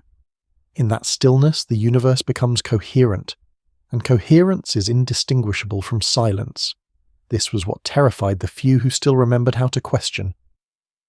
Dr. Helena Ruiz, an astrophysicist exiled from ESA after leaking the thermal deficit data months earlier, published a final essay titled The Death of Noise. In it, she wrote, "Life exists because the universe permits difference. Chaos breeds choice. When the hum reaches equilibrium, we will have no difference left to sustain us." She disappeared 2 days later. At the same time, Earth's Schumann resonances, those natural electromagnetic pulses generated between the ground and ionosphere, shifted upward in frequency for the first time in recorded history. The change was minute but measurable, as though the planet itself were recalibrating its internal rhythm to match something beyond it. It wasn't only Earth. The Cassini Legacy archives, still receiving passive telemetry from Saturn's magnetosphere, showed posthumous fluctuations aligning with the same cycle. Even the gas giants were pulsing in sympathy. Across the solar system, everything was vibrating at the same frequency, like a choir holding a single unending note.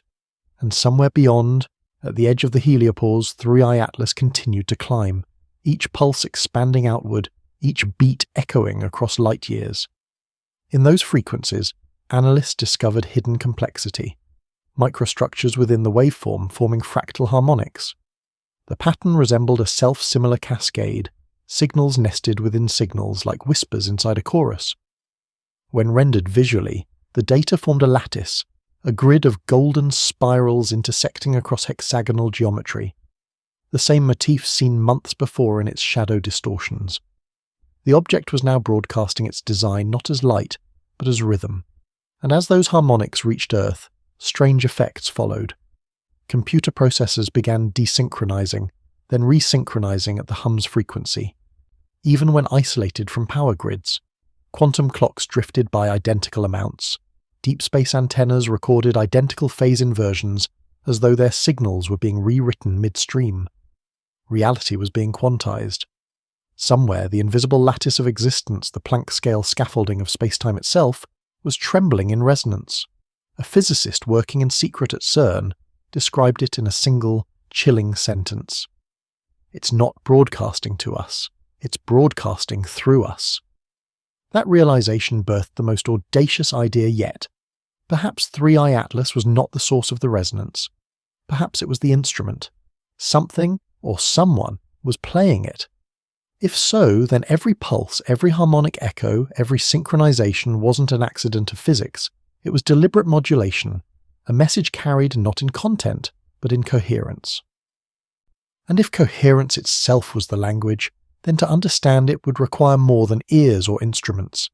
It would require surrendering individuality, to think, not as one, but as all. For the first time, the question of intent loomed large. What if 3I Atlas wasn't teaching us physics at all? What if it was teaching us how to resonate, to become part of something larger, something unified? To some, that sounded like transcendence. To others, assimilation. At the United Nations, what few officials still dared to speak on the matter convened a closed session. According to leaked transcripts, one delegate asked quietly, "If it's reaching for harmony, do we have the right to refuse?" No one answered. Outside, beneath a sky that seemed to pulse with invisible rhythm, humanity stood at the edge of coherence. Radios hissed faintly in time with the comet. Oceans breathed with it. Even silence had a pattern now. And somewhere in the distance, a final thought whispered through every synchronized signal. When the universe stops resisting itself, what becomes of us? Because resonance is not peace, it is surrender. And as 3i Atlas climbed into the dark, the solar system followed. One breath, one frequency, one vast vibration slowly learning to agree. The song had begun. But who or what was keeping the beat? By early February 2026, the harmony that had seemed eternal began to waver. For months, the solar system had been entrained, every orbit, every oscillation, every frequency thrumming in perfect correspondence with 3i Atlas's cosmic rhythm. But on February 3rd, 4:32 UTC, the pattern broke. It was subtle at first, a shimmer in the data, a phase discrepancy in the deep space telemetry arriving from the outer planets. Normally, the pulse echoed through the heliosphere like a metronome, steady and indivisible. But now the beat stuttered, split, and doubled. Two overlapping frequencies, one slightly higher than the other, rippled through the network. For the first time since resonance began, the universe was out of tune. At 4:33 UTC, the object itself reacted. Observatories across the southern hemisphere caught a glint of impossible light, an ultraviolet flash so brief it barely registered, yet so intense it momentarily ionized the upper atmosphere over Chile. In that instant, 3i Atlas fractured. Not physically, not in the way comets break apart, but spectrally. Spectral readings from NASA's repurposed IRIS probe recorded two distinct energy signatures emanating from the same spatial coordinates, both perfectly symmetrical, both coherent, both different. The comet's core had split into twin signals, one slightly redshifted, the other blue-shifted. In the simplest terms, one moving forward through time, the other backward. And between them, silence. It lasted exactly 77 seconds. When the signals recombined, the object's orientation had changed by 30 degrees, and its velocity had increased by 0.06%. That may sound trivial, but in orbital mechanics, it was seismic. Nothing accelerates that smoothly without propulsion. Nothing divides and fuses without energy loss, unless energy itself was no longer what it used to be. The phenomenon became known as the fracture line. At first, scientists thought they were witnessing an ordinary bifurcation, perhaps a quantum interference pattern on a cosmic scale or a relativistic reflection caused by the object's field. But then the data began to act strangely. Instruments attempting to record the split produced mirrored results, identical readings reversed in sign. Some devices even began outputting negative timestamps, as if registering information that hadn't yet occurred. Time was folding. When the waveform analysis arrived from ESA's last surviving network node, it confirmed the impossible. One of the two signals corresponded to a phase-inverted entropy profile. While one pulse continued to generate order, cooling, aligning, harmonizing, the other created chaos. It raised local entropy, heated sensors, destabilized fields. 3i Atlas had birthed its own opposite. Across the planet, sensitive electronics began to flicker in sympathy. Clocks ran fractionally faster or slower depending on latitude. Magnetometers near the poles oscillated wildly. Deep underground, neutrino detectors recorded a surge of high-energy interactions, each one arriving 7 seconds before the predicted pulse. The universe was now echoing from both directions at once, and at the boundary between them, between order and chaos, coherence and noise, something extraordinary began to form. For decades, astrophysicists had speculated about the possibility of standing waves in spacetime, regions where opposing gravitational oscillations could stabilize into persistent structure. Now, for the first time, they were seeing it happen. The interference between the twin signals of 3i Atlas generated a stationary field extending millions of kilometers, a cosmic fault line where physics itself trembled. Radio telescopes captured it as a vast lattice of alternating darkness and luminescence, bands of invisible geometry rippling outward like rings on black water. Where the waves overlapped perfectly, light dimmed. Where they diverged, light sharpened into crystalline patterns. The entire region became a hologram of contradiction, a visible argument between two realities. The fracture line wasn't destruction, it was division. And division, in nature, is often a precursor to creation.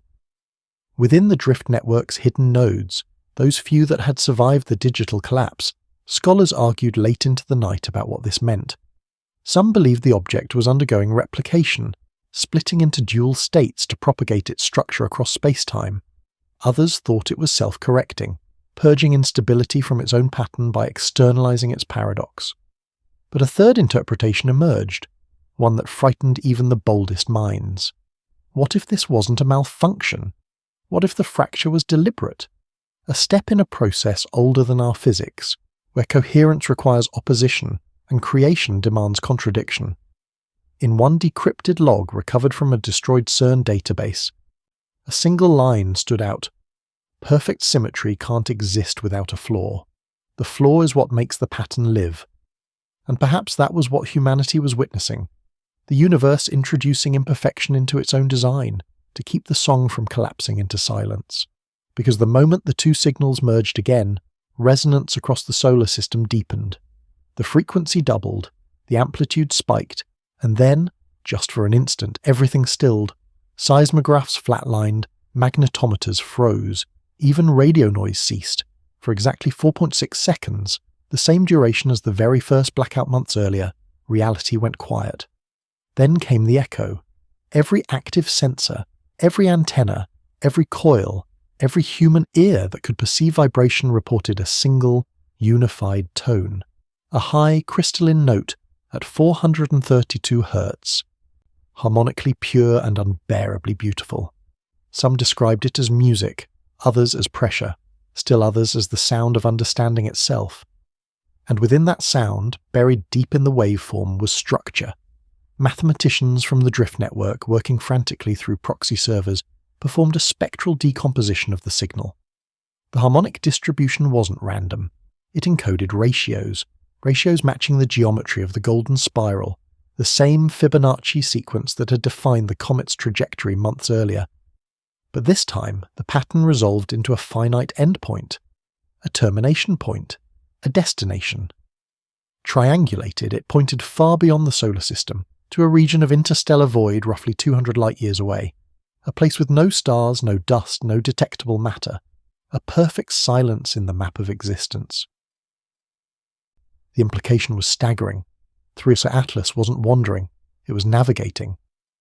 And the fracture, its brief doubling, had been an act of alignment, as if calibrating itself towards something waiting in that empty space. Across what was left of the drift network, panic and awe blurred into one. Some believed the void was a gateway, others a grave. A few whispered that it was a womb, the place from which the universe had been rehearsing its rebirth. Then, for the first time in months, the agencies spoke again. NASA, ESA, and the CNSA released a joint statement. Simple, sterile, unmistakably human. Interstellar Object 3I Atlas has resumed expected behavior. No further anomalies observed. It was a lie so transparent it almost felt ceremonial. The following day, every major telescope observing 3I Atlas shut down for maintenance. Public data feeds returned, but the comet was gone, its coordinates empty, its light curve flatlined. Only the resonance remained, echoing faintly through the instruments that had once tracked it. Some thought it had vanished, others believed it had become invisible. A few said it had merged completely with the rhythm of space, no longer separate, no longer distinct. A singularity not of mass, but of meaning. In her final recorded transmission, one anonymous voice from the drift network whispered, "It didn't disappear, it divided the sky, we're just on the quieter side now." And perhaps she was right. Because in the weeks that followed, strange coincidences multiplied. Clocks ticked in perfect synchronization worldwide. Lightning strikes occurred at identical intervals. Even biological systems, heartbeats, neuronal firings, the rate of cellular mitosis, began displaying minute rhythmic convergence. Life itself was falling into cadence with something unseen. Maybe this was harmony. Maybe it was the aftershock of the fracture. maybe both were the same thing. What 3i Atlas had done was more than physical. It had changed the relationship between order and chaos, between stillness and motion, between signal and silence. It had taught the universe how to divide without breaking, how to fracture and remain whole.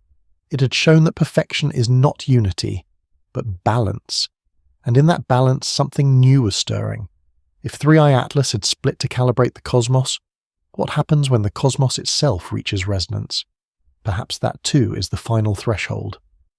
The moment when creation and destruction harmonize into a single note, the moment the universe begins to hear itself.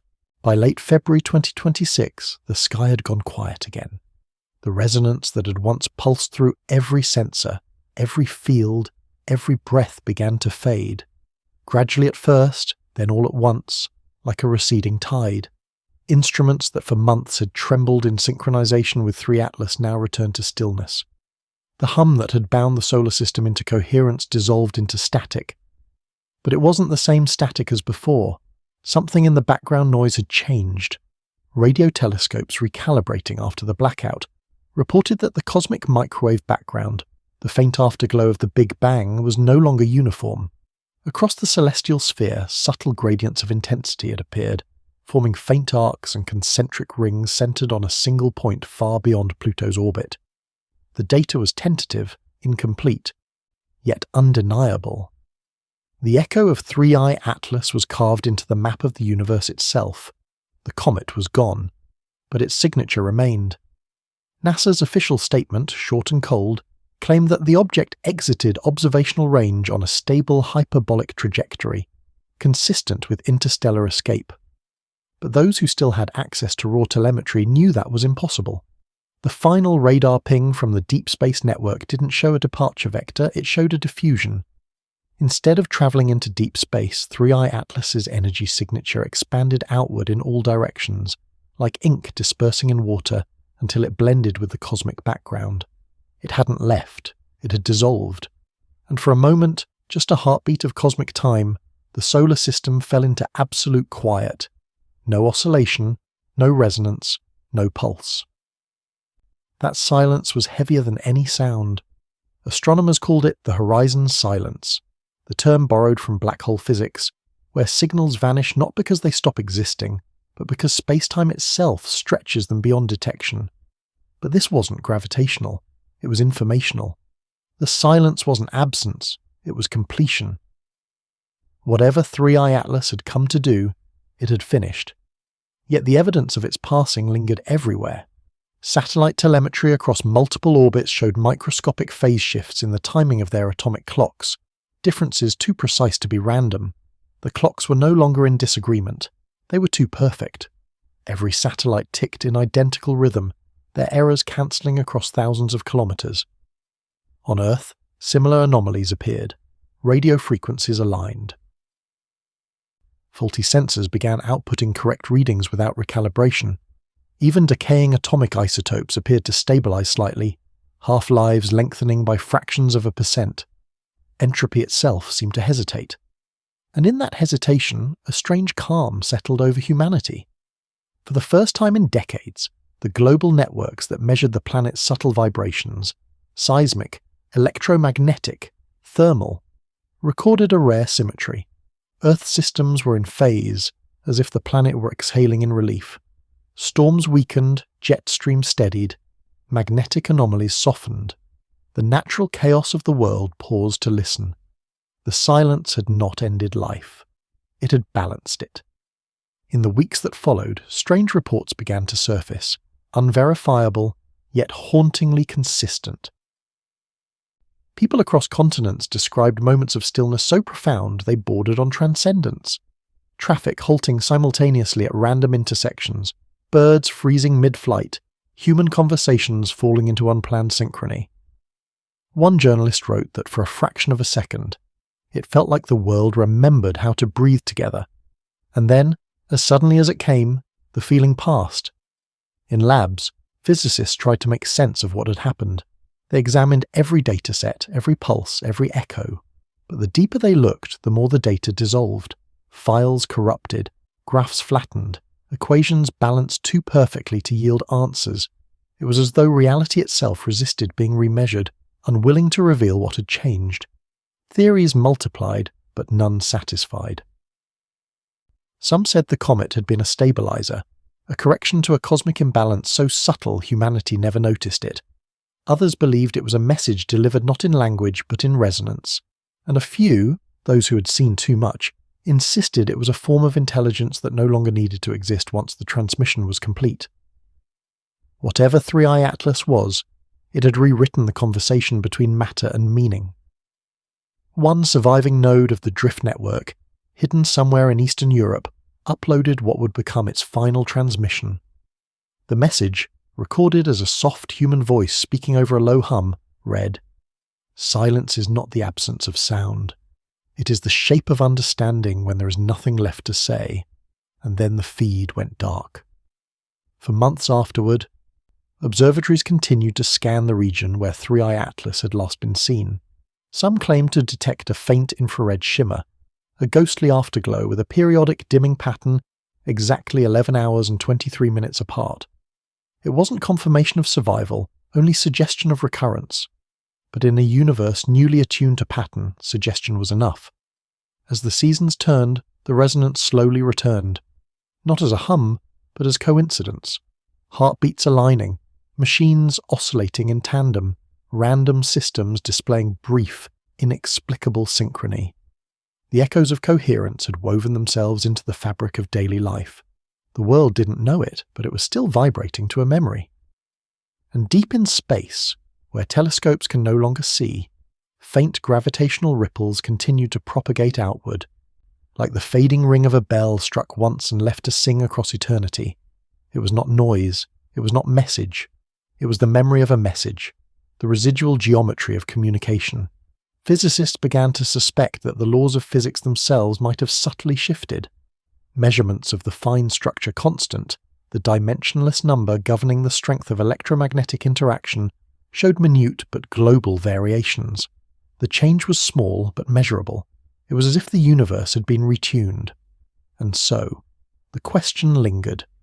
Was this the final stage of 3i Atlas's influence, or the first step of something larger? In time, even that question grew quiet. The agencies stopped publishing, the forums went dormant, the drift network faded into rumour, a myth whispered in digital ruins. The world resumed its rhythms, unaware that those rhythms had changed forever. Only a few remembered the sound. They described it not as noise, but as understanding made audible, the sound of the universe remembering itself. One of them, an old radio engineer who had tracked the first 1420 MHz signal months earlier, left a final note in his logbook before disappearing from his cabin on the Norwegian coast. It read simply, "The silence never left. We just learned to live inside it." Years later, when new telescopes were launched, scientists would detect a faint symmetry in the cosmic background, a structure almost imperceptible, like ripples frozen in light. Some dismissed it as data artifact, others called it the Atlas imprint. Whatever its name, it served as a reminder that something had passed through the solar system once, something that had asked no permission, offered no explanation, and left behind only order where chaos had been. And perhaps that was its message all along, that the laws we call physics are not permanent, that silence is a kind of intelligence, and that even the coldest object in the dark can speak, if you know how to listen. If 3i Atlas had taught humanity anything, it was this. The universe is not waiting to be understood. It is waiting to understand itself through us. And now, as telescopes stare into the void where it vanished, a final question remains, suspended between awe and terror. When the next one comes, and it will we recognize the sound of our own reflection? The hum never truly ends, it only changes key. And somewhere beyond the horizon of silence, something is still listening.